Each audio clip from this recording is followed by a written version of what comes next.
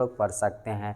तो space technology अर्थात अंतरिक्ष प्रौद्योगिकी को दो भागों में हम लोग बांट सकते हैं। एक हमको कहेंगे रॉकेट टेक्नोलॉजी, जिसको प्रक्षेपण यान प्रौद्योगिकी कहेंगे, और दूसरा सैटेलाइट प्रौद्योगिकी, उपग्रह प्रौद्योगिकी। सैटेलाइट क्या होते हैं और रॉकेट क्या होते हैं, इस दोनों को हम लोग को समझना पड़ेगा, तब जाके स्पेस टेक्नोलॉजी को हम लोग समझ पाएंगे। जिस तरह से आप क्या करते हैं कि एक क्या होता है कि कोई गाड़ी स्टार्ट नहीं होती है तो क्या करते हैं, आप पीछे से बहुत सारे लोग धक्का उसको देते हैं और फिर गाड़ी चल पड़ती है। तो उसी तरह से सैटेलाइट्स को यहाँ से अंतरिक्ष में भेजना पड़ता है। पृथ्वी के ऊपरी सतह पे, वायुमंडल के ऊपरी सतह पे जो कक्षाएं हैं, जिसको हम लोग ऑर्बिट कहते हैं, उस ऑर्बिट में, उस कक्षाओं में सैटेलाइट को भेजना पड़ता है। तो उसको धक्का देना पड़ेगा यहाँ, और सैटेलाइट बहुत भारी होते हैं तो उसको कौन उठा कर ले जाएगा, किसी मामूली से प्लेन में बनाकर और इस तरह से रखने से यहाँ पर काम नहीं चलेगा। तो हम लोग एक इंजन को ड्राफ्ट करते हैं जो न्यूटन के थर्ड लॉ पर कार्य करता है और संवेग संरक्षण के सिद्धांत पर भी कार्य करता है। और इस तरह से हम लोग एक इंजन को तैयार करते हैं, एक मशीन को तैयार करते हैं, और इसके ऊपर क्या करते हैं, सैटेलाइट को रख देते हैं और इसकी मदद से क्या करते हैं कि इसको ऊपर छोड़ देते हैं। तो ये एक प्रकार का रॉकेट प्रौद्योगिकी इसी को कहते हैं, ठीक है ना, प्रक्षेपण यान प्रौद्योगिकी। प्रक्षेपण का मतलब होता है कि किसी चीज़ को फेंक देना ऊपर, ठीक है ना। तो हम क्या करते हैं कि एक इंजन की मदद से इसको हम क्या करते हैं, सैटेलाइट को ऊपर फेंक देते हैं। और उपग्रह प्रौद्योगिकी का मतलब हुआ कि यहाँ पे जो हम ऊपर इसमें सैटेलाइट रखते हैं वो एक सैटेलाइट होता है जिससे हम विभिन्न प्रकार के पृथ्वी सतह का इमेज लेते हैं, वन या अर्थात जंगल है उसके घनत्व का हम इमेज लेते हैं, और विभिन्न प्रकार के संचार और बहुत सारी चीज़ें जो आप देख रहे हैं, मोबाइल नेटवर्क का भी इस्तेमाल करते हैं, सब सैटेलाइट की वजह से होती है। बहुत सारे सिग्नल्स को फेंकते रहता है। तो हम लोग स्पेस टेक्नोलॉजी की तरफ अगर देखने की कोशिश करें तो हम लोग देखेंगे कि रॉकेट टेक्नोलॉजी क्या है और सैटेलाइट टेक्नोलॉजी क्या है।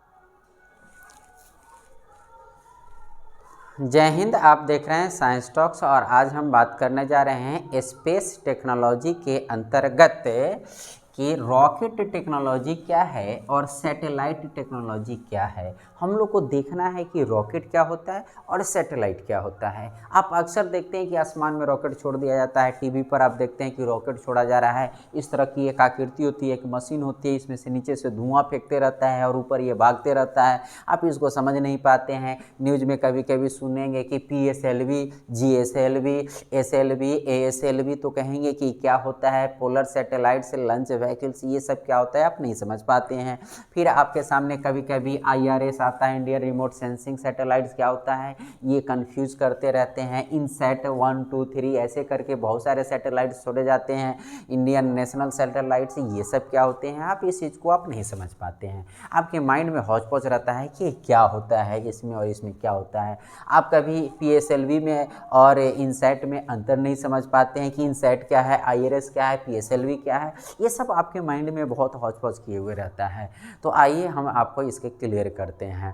आपको दो बातों को समझना पड़ेगा कि एक रॉकेट अलग चीज़ है और सैटेलाइट अलग चीज़ है। रॉकेट एक प्रकार का इंजन है जो धकियाता है किसी चीज़ को, जैसे आप गाड़ी को धक्का देते हैं स्टार्ट नहीं होता है, तो ठीक उसी तरह से सैटेलाइट को रख के रॉकेट की मदद से धक्का देकर ऊपर आसमान में हमारा उसकी कक्षाओं में फिट कर दिया जाता है, वहाँ डाल दिया जाता है, वहाँ छोड़ दिया जाता है। तो सैटेलाइट और रॉकेट दोनों में अंतर है। सैटेलाइट एक्चुअली क्या होता है कि इस तरह का एक मशीन है, इसमें ईंधन भरे रहते हैं और ये न्यूटन के थर्ड नियम पर कार्य करता है, और ये धुआं नीचे की तरफ फेंकते जाता है और रिएक्शन होती है, इसके विपरीत प्रतिक्रिया होती है, रिएक्शन होता है और ऊपर इसको भेज देता है और ये जाकर ख़त्म हो जाती है। ये वापस नहीं आते हैं रॉकेट, ये वापस नहीं आते हैं, ये डब्बा खाली डब्बा बन जाते हैं और वो ख़त्म हो जाते हैं। और इसके ऊपर जो होता है रॉकेट रखा जाता है जो वहाँ पर छोड़ दिया जाता है, और इसी के ऊपर जो है अगर सैटेलाइट्स को हटाकर अगर हम बारूद विस्फोटक को रख देते हैं, किसी विस्फोटक चीज़ को, तो वो हो जाता है, ये मिसाइल बन जाता है। तो आपको समझना पड़ेगा कि सैटेलाइट और रोबोट में अंतर क्या है, रॉकेट में अंतर क्या है। तो पहले सैटेलाइट्स को समझिए। सैटेलाइट क्या होता है? सैटेलाइट इस तरह का होता है, आपका आकृति आप देखे होंगे अक्सर, आप तारामंडल गए होंगे तो सैटेलाइट्स की आकृति देखे होंगे, आप टीवी पर सैटेलाइट्स देखे होंगे, किताबों में आप कहीं भी सैटेलाइट्स के फिगर देखे होंगे। सैटेलाइट्स में आपको इस तरह का बीच में एक होता है और ये सैटेलाइट्स के दोनों तरफ इस तरह से पैनल लगे हुए रहते हैं, ये सोलर पैनल होते हैं। सैटेलाइट एक प्रकार का मशीन होता है, आप समझ सकते हैं कि इंजन है जिसमें अत्याधुनिक बहुत सारे टेक्नोलॉजी पर आधारित उसमें बहुत सारे यंत्र लगे हुए रहते हैं। इस सैटेलाइट्स के अंदर क्या लगा हुआ रहता है? सेंसर लगा हुआ रहता है। सेंसर तो आप जानते ही हैं, सेंसर लगा हुआ रहता है। इसके अंतर्गत बहुत सारे कैमरा लगा हुए रहते हैं। अब जैसे मान लीजिए कि कहीं पर बारिश होने वाली है, बादल बहुत घिरा हुआ है और उसकी भविष्यवाणी आप टीवी पर न्यूज़ के रूप में सुन लेते हैं कि फलाने क्षेत्र में वर्षा होने की उम्मीद है, वहाँ बादल के कोहरे घेरे हुए हैं। ये कैसे देते हैं? वो सैटेलाइट से इमेजिंग किया जाता है, यानी वहाँ का प्रतिबिंब फोटो खींचकर सैटेलाइट से वो देखा जाता है। तो कहीं की तस्वीर लेना है, कहीं पर कितना जंगल है, कहीं पर कितना मैदानी क्षेत्र है, कहाँ पर जलीय क्षेत्र है, ये सब चीज़ को सैटेलाइट्स की मदद से देखा जाता है। साथ ही साथ हमारा मोबाइल नेटवर्क, टीवी नेटवर्क, ये सारे रेडियो नेटवर्क जो काम करते हैं ये सैटेलाइट से ही सिग्नल भेजकर काम करते हैं। तो ये सैटेलाइट विभिन्न प्रकार के होते हैं और विभिन्न उद्देश्यों के लिए बनाए जाते हैं। जैसे संचार सैटेलाइट्स होते हैं, यानी कम्युनिकेशन सैटेलाइट्स होते हैं, जिसका जितना मोबाइल नेटवर्क देखते हैं या 5G का भी इस्तेमाल कर रहे हैं, तो ये सब सैटेलाइट्स की मदद से ही होते हैं। उसके अलावा एक सैटेलाइट रिमोट सेंसिंग पर आधारित होते हैं, मतलब आप यहाँ पर हैं और हिमालय की बर्फ़ को देख सकते हैं सैटेलाइट्स की मदद से, कैमरे से वो लगाकर। आपके मोबाइल में भी एक मैप आता है, उसमें सैटेलाइट को आप क्लिक करते हैं तो कहीं की भी तस्वीर आप बहुत क्लीन आप आजकल देख ले रहे हैं। तो ये सैटेलाइट होता है। तो ये सैटेलाइट है इस बीच में, और इस सैटेलाइट्स को रन करने के लिए, चलाने के लिए ऊर्जा की ज़रूरत होगी। तो ये ऊर्जा कहाँ से आएगा?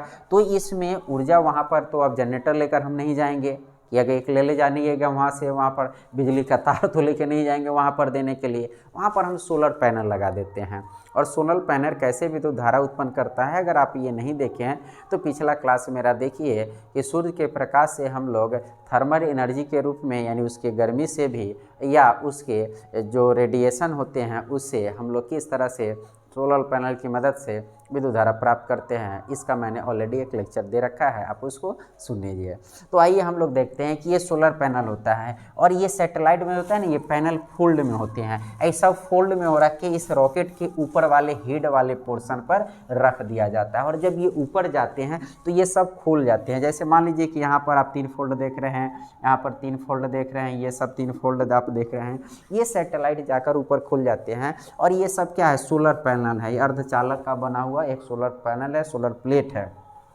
ये क्या करेगा? सैटेलाइट्स को विद्युत धारा की आपूर्ति करेगा, इलेक्ट्रिक करंट प्रोवाइड करेगा, यानी एनर्जी का सोर्स यही होता है। और इससे यहाँ सेंसर लगे हुए रहते हैं, ये सेंसर काम करते हैं, कैमरा लगे हुए रहते हैं, और इस तरह के बहुत सारे इसमें एक्सपेरिमेंटल इंस्ट्रूमेंट्स लगे हुए रहते हैं, यानी कार्य करने की जो क्षमता होती है इन यंत्रों की वजह से होती है। और इस तरह के बहुत सारे यंत्र इसमें लगे हुए रहते हैं। तो ये कार्य करने की जो क्षमता इसकी होती है, और ये अर्थात इंस्ट्रूमेंटल यानी प्रयोग के लिए बहुत सारी चीज़ों को जानकारी के लिए जो हमने इसमें यंत्र लगाए हुए रहते हैं, उसी को पेलोड कहा जाता है। तो आप अक्सर सैटेलाइट वगैरह के अगर पढ़ाई कर रहे हैं, उसके बारे में जान रहे हैं, तो एक शब्द आ जाता है कि ये पेलोड इसकी इतनी है। तो ये पेलोड का मतलब ये समझ सकते हैं कि उस सैटेलाइट की कार्य करने की क्षमता है। The capacity of doing any work of that satellite is called payload. उसको हम लोग क्या कहेंगे? पेलोड कहेंगे। इसका मतलब है कि ये सब हमारा ये क्या है? सब पेलोड लगा हुआ है, और ये हमारा एनर्जी प्रोवाइड कर रहा है। अब इसकी मदद से हम लोग क्या करते हैं कि बहुत सारा पृथ्वी का मानचित्र, पृथ्वी का हम लोग मानचित्रण करते हैं। कहीं का एक पार्टिकुलर क्षेत्र का हम लोकेशन का एरिया का विशेषता को प्राप्त करते हैं। वहाँ पर जैसे जंगल कितना है, किस एरिया में पानी है, किस एरिया में जनसंख्या घनत्व ज़्यादा है, कम है, ये सारे चीज़ों को हम लोग को टारगेट करके एक सूचना ग्रहण करना चाहते हैं। तो ये सब सैटेलाइट्स की मदद करते हैं से करते हैं हम लोग। और उसी तरह से कम्युनिकेशन यानी TV signal, radio signal, mobile signal, ये सब सैटेलाइट्स की मदद से होती है। और ये सैटेलाइट्स जो होते हैं ना, धरती पर रखने से काम नहीं होते हैं। ये एक पृथ्वी के एक निश्चित ऊंचाई पर चारों तरफ एक क्षेत्र है, वहाँ पर इनको भेजना पड़ता है और वहाँ से ये सब काम करते हैं। तो वहाँ पर भेजने के लिए किस चीज़ की ज़रूरत पड़ेगी? क्या हम बैलगाड़ी से लेकर जाएंगे, साइकिल से लेकर पहुँचा देंगे, सर पर लेकर पहुँचा देंगे? ये तो संभव है नहीं। और उसके लिए स्पीड की ज़रूरत होती है, पृथ्वी के गुरुत्वाकर्षण बल को वो पार करना पड़ेगा, इसके लिए प्लान वे की ज़रूरत पड़ती है और पृथ्वी के ग्रेविटेशनल फोर्स को अगेंस्ट वर्क करना पड़ेगा। तो ये एक पावरफुल इंजन की ज़रूरत होती है। तो इस पावरफुल इंजन जो बनाया जाता है उसी को हम लोग रॉकेट कहते हैं। और ये कैसे बनाया जाता है, ऐसे देखिए, आप इस तरह की एक आकृति आप देख रहे हैं, इस तरह की एक संरचना आप टीवी पर, अखबार में, सब जगह देखते हैं। इस तरह की एक रॉकेट होती है, ठीक है ना। इस रॉकेट के निचले ये जो हिस्से आप देख रहे हैं ना, इसको दहन कक्ष कहा जाता है। यानी यहाँ पर आग लगा दी जाती है, यानी पहली बार इसमें दहन की क्रिया किया जाता है, जलाने का काम किया जाता है। और इसके वजह से क्या होता है कि ये धुआं छोड़ते चला जाता है, नीचे में है। और ये न्यूटन का थर्ड नियम जो मैंने बताया था, तो ये न्यूटन के थर्ड नियम पर क्या करता है, जितने ये नीचे की तरफ एक्शन देंगे, धुआं छोड़ेंगे, उसी का ये क्या होता है, रिएक्शन होता है, ऊपर की तरफ ये भागता है। और आप ये डब्बा नुमा आकृति देखते हैं, एक्चुअली ये ईंधन होते हैं, ठीक है ना। अब यहाँ पर एक रॉकेट में तीनों प्रकार के मैंने ईंधन का जिक्र कर दिया है। कोई ज़रूरी नहीं है कि एक ही रॉकेट में सारे तीनों प्रकार के ईंधन होते हैं। रॉकेट में यानी हमारा गाड़ी चलाते हैं, बाइक चलाते हैं तो हम पेट्रोल डाल के चलाते हैं, उसी तरह से तो ये रॉकेट है, इसमें सोलर प्लेट नहीं लगाए जा सकते हैं। ये चूँकि ये बहुत स्पीड होती है और ये क्या होते हैं, ये रगड़ के ख़त्म हो सकते हैं। तो इसमें क्या किया जाता है कि एक ईंधन इस्तेमाल किया जाता है। ये ईंधन तीन प्रकार के हो सकता है, एक ठोस ईंधन, द्रव ईंधन और क्रायोजेनिक ईंधन। ये तीन प्रकार का, गैस ईंधन नहीं बोल दीजिएगा, ठोस द्रव गैस डायरेक्ट नहीं बोल दीजिएगा, ठोस ईंधन, द्रव ईंधन और क्रायोजेनिक ईंधन। द्रव ईंधन तो इसके भी हम लिखाएंगे कि कौन कौन से द्रव ईंधन का प्रयोग किया जाता है, फिर ठोस ईंधन कौन होते हैं और फिर क्रायोजेनिक ईंधन कौन होते हैं। अब इसमें क्या किया जाता है कि क्रायोजेनिक ईंधन का मतलब होता है कि बहुत कम ताप पर अगर हम लोग ईंधन का इस्तेमाल करते हैं, जैसे हाइड्रोजन को -180 डिग्री सेल्सियस पर रख कर अगर हम इस्तेमाल करें अधिक प्रेशर में रखकर, तो वह क्रायोजेनिक ईंधन कहलाएगा। तो ये शीत होते हैं, यानी बहुत कम ताप पर इस्तेमाल किए जाते हैं। इसकी विशेषता मैं बताऊंगा आगे चलकर। फिर ये द्रव ईंधन है जो लिक्विड फॉर्म में होते हैं, तरल फॉर्म में, ये सॉलिड ईंधन होते हैं। सॉलिड ईंधन जो होते हैं वो किसी कार्य क्षमता के हिसाब से अगर आपको देखा जाए कि जल्दी आग लगाने के लिए, तो ये बहुत जल्दी एक्टिव होते हैं और ये बहुत कारगर भी होते हैं। लेकिन कार्य क्षमता द्रव की ज़्यादा होती है, लेकिन ये ज़्यादा एक्टिव होते हैं तो इसमें शुरू में नहीं भरा करा जाता है, बाद में भर दिया जाता है। ऐसा बहुत सारी बातें होती है जिसको मैं आपको बताऊँगा 1 बाय 1 करके। अभी रॉकेट का एक ढांचा समझिएगा। तो यहाँ पर ये एक है ईंधन, फिर ये ईंधन है, फिर ये ईंधन है, ये सब जलते चले जाते हैं और ये सब खत्म होकर नीचे रहते चले जाते हैं। और फिर इसमें आप देखते हैं कि इस तरह की 2-2, 3-3 रॉकेट छोटे छोटे भी इसमें लगे रहते हैं। इसको बूस्टर कहा जाता है, इसको बूस्टर रॉकेट कहा जाता है। इसका क्या काम होता है, ये मेन रॉकेट को ये और गति देता है, स्पीड देता है, और इससे ताकि वो ये क्या करे, बहुत फास्ट ऊपर भागे। और ये सब ऊपर ख़त्म होते होते जाता है और जब ये कक्षा के समीप बनता है तो ये सब समाप्त हो जाते हैं। और ये जो रॉकेट होते हैं जिसका मैंने यहाँ पर आकृति आपको बताया है, ये रॉकेट क्या हो जाते हैं, यहाँ से खुल जाते हैं और कक्षाओं में घूमने लगते हैं। और ये जो फोल्डेड करके इसमें रखा हुआ रहता है, अब ये खुलकर और इस तरह से होकर और वह सूर्य के प्रकाश से सौर ऊर्जा लेकर वो अपना कार्य आरंभ कर देते हैं। तो ये हमारा हुआ, क्या हुआ, रॉकेट प्रणाली। अब ये रॉकेट जो होते हैं ना, ये रॉकेट भी कई प्रकार के होते हैं।